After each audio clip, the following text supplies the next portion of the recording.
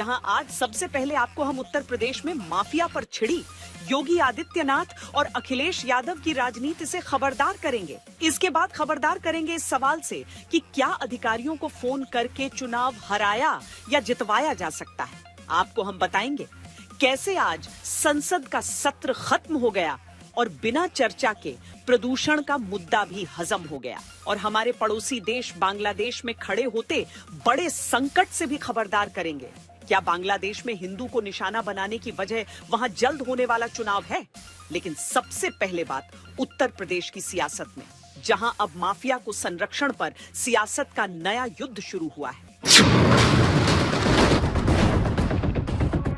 Samajwadi party की सरकार के समय हर जनपद में 1, 2, 4 माफिया इनके तैयार किए गए थे।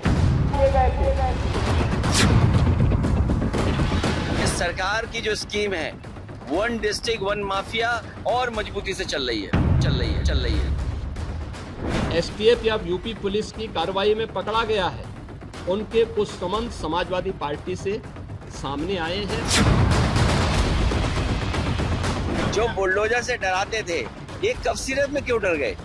ये क्या कारण है कि इतने खुला सब कुछ जानकारी है, उसके बावजूद भी बुलडोजर नहीं चल रहा है?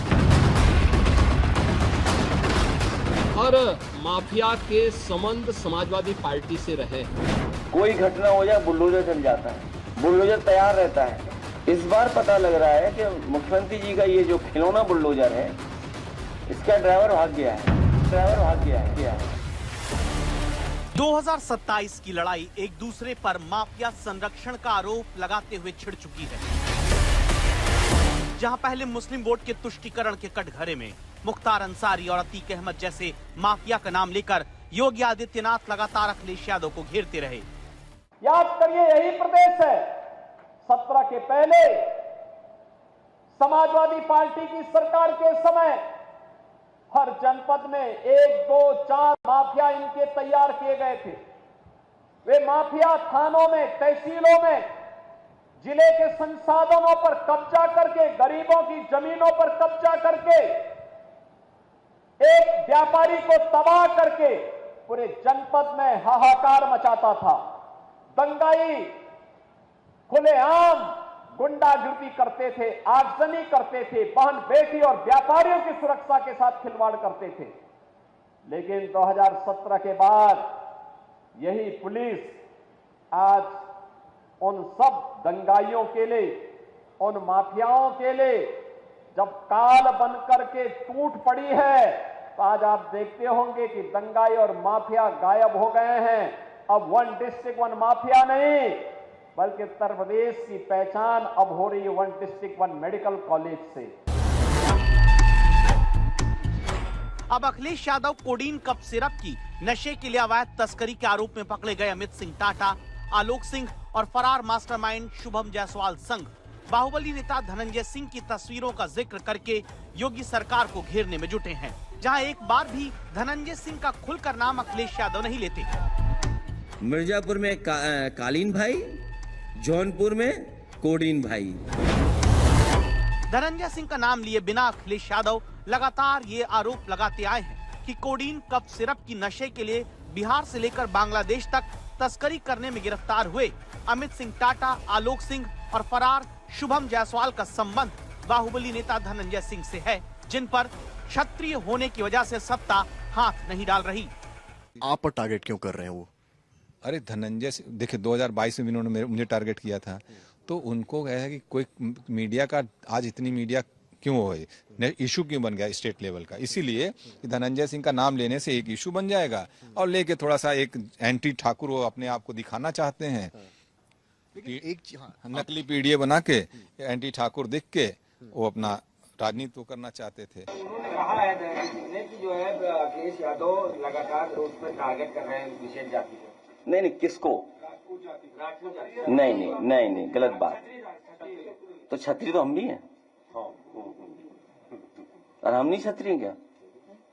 कौन तय करेगा छत्री हैं कि नहीं है? हम लोग किसी के खिलाफ नहीं, और सबसे ज्यादा मंत्री हम लोगों ने बनाए हो, कोई सफाई देनी नहीं है। यहाँ तक कि उत्तर प्रदेश में एसटीएफ के बर्खास्त सिपाही आलोक सिंह के इस घर को लेकर भी जहां जांच करने एजेंसियां पहुंच चुकी हैं, सवाल अखिलेश यादव उठाते आए कि क्या अब योगी सरकार का बुलडोजर चलना रुक गया है। अगर आपको खांसी हो अगर खांसी हो इस मौसम में, क्योंकि खांसी बहुत होती है, तो आप कफ सिरप मत लेना। कौन सा वाला जो बनारस से बिक रहा है, और कफ सिरप में इसने न जाने कितनों की जान ली है। वैसे तो बुलडोजर तैयार रहता है, अगर कोई गलती कर दे कोई घटना हो जाए तो बीजेपी का बुलडोजर तैयार रहता है। इधर जाने कितनों की जान चली गई, जाने कितने लोगों पे आरोप लग रहे हैं, बुलडोजर का पता ही नहीं बुलडोजर है कहाँ। इस तरह अखिलेश यादव की सियासी रणनीति ये रही कि जहां माफिया के खिलाफ आक्रामक एक्शन, माफिया के खिलाफ बुलडोजर से प्रहार का, माफिया का समाजवादी पार्टी से रिश्ते का हथियार मुख्यमंत्री अपनाते रहे, उसी को आधार बनाकर अब वार किया जाए। इसलिए अखिलेश यादव ने कोडीन कफ सिरप की नशे के लिए तस्करी के मामले में गिरफ्तारी के बावजूद बुलडोजर नहीं चलाने, जाति विशेष से जुड़ा होने की वजह से बचाने और केवल पीडीए के लोगों पर सरकार के आक्रामक होने का आरोप लगाया। जिनके ऊपर बुलडोजर चला है 24 में 22 लोग पीडीए हैं, और कोडीन सिरप में, कफ सिरप में जिन एसटीएफ को जिम्मेदारी मिली है ढूंढने की, वो सब एसटीएफ के लोग मिले हुए लोग हैं। कोई घटना हो जाए बुलडोजर चल जाता है, बुलडोजर तैयार रहता है। इस बार पता लग रहा है कि मुख्यमंत्री जी का ये जो खिलौना बुलडोजर है, इसका ड्राइवर भाग गया है, चाबी खो गई है लगता है इसकी, चलने के लिए ईंधन नहीं है उसमें, कि आखिरकार है कहां वो बुलडोजर। नशे के लिए इस्तेमाल करने के मकसद से कोडीन सिरप कांड का पूरा सिंडिकेट सैकड़ों करोड़ का बताया जाता है, जिस पर छिड़ी राजनीति में अब एक तरफ योगी आदित्यनाथ कोडीन कांड की फाइल खोलने में जुटे हैं, इस दावे के साथ कि पकड़े गए लोगों का संबंध समाजवादी पार्टी से है। वहीं दूसरी तरफ अखिलेश यादव हैं, जो कहते हैं कि खुद फंसने पर दूसरे के ऊपर इल्जाम की राजनीति न खेली जाए। जो सपा प्रमुख के द्वारा कहा जा रहा है, ये वही स्थिति है कि यही कसूर मैं बार बार करता रहा, धूल चेहरे पर थी और आईना साफ करता रहा। यानी फोटो इनकी है उन माफियाओं के साथ, तो स्वाभाविक रूप से अवैध लेन देन में भी संलिप्तता कहीं ना कहीं सामने आएगी। दूध का दूध और पानी का पानी सबके सामने आएगा।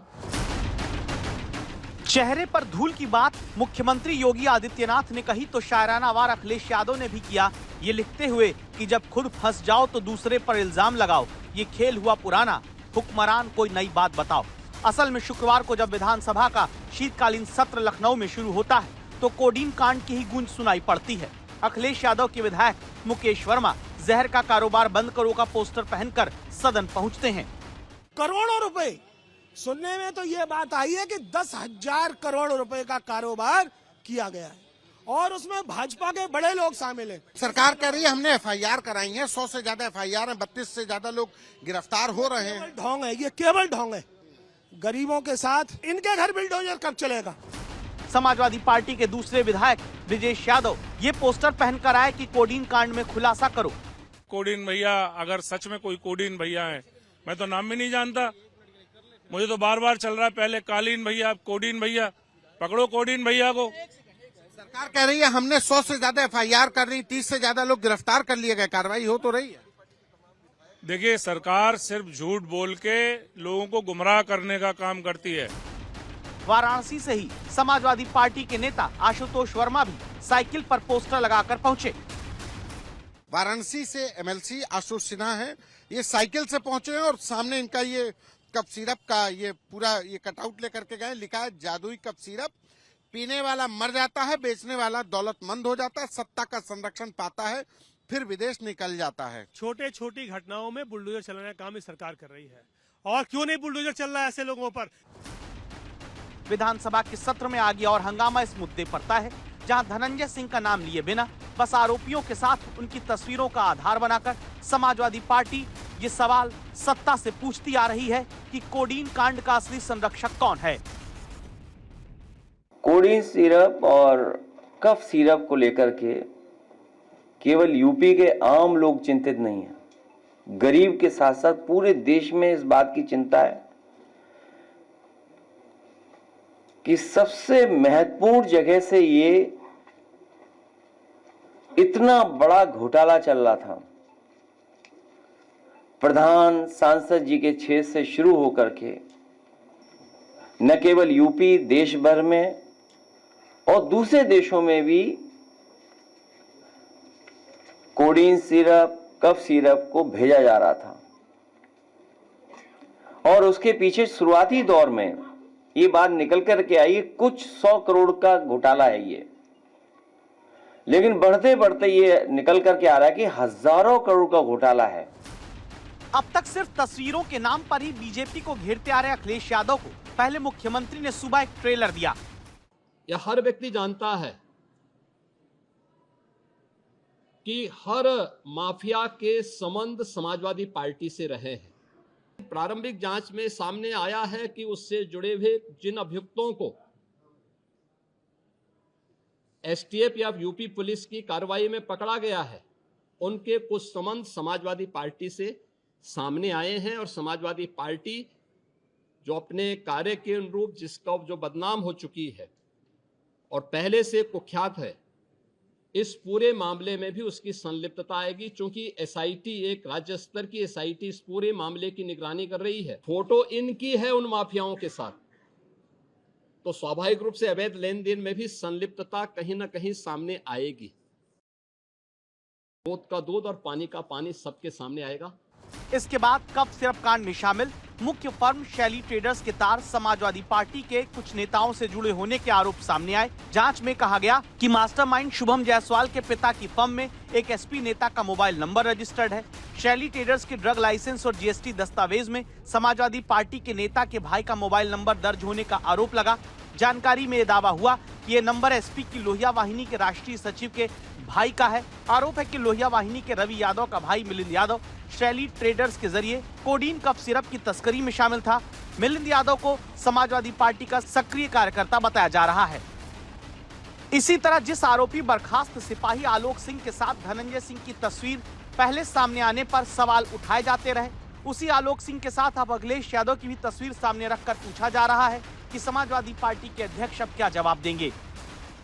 ये एक आलोक सिपाही है और एक ये डब्बू यादव है और ये श्री अखिलेश यादव है, बाकी सारे चेहरे आप पहचानते हैं। तो आलोक सिपाही बना सपाही, ये तो स्पष्ट चित्र दिखाई दे रहा है।